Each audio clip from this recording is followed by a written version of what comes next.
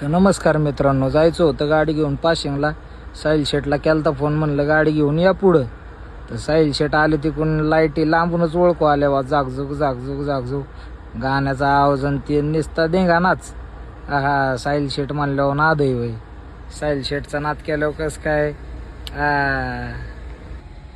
गाडीची संपली होती पियुशी, पण जायचं होतं पाशिंगला. म्हणलं जाता जाता पियुशी काढून घ्यावा.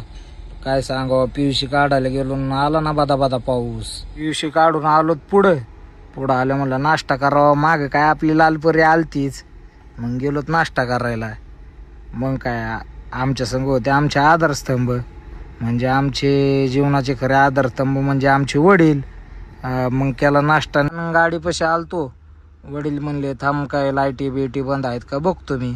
मग काय वडिलांनी मारला गाडीपाशी राऊंड, गाडी बिडी केली चेक, लाईटी बिटी बघितल्या, आणि मग म्हणलं आता जावा साहेबापाशी. आमच्या RTO एजंट सागर साहेब, त्यांनी दिले ते पेपर आणून.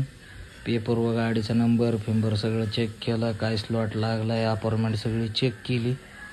आमच्या राणीचे जुने रायडर पंकज डॉन आणि दादाचा लाडका पंकज आलता आम्हाला RTO ऑफिसला भेटायला.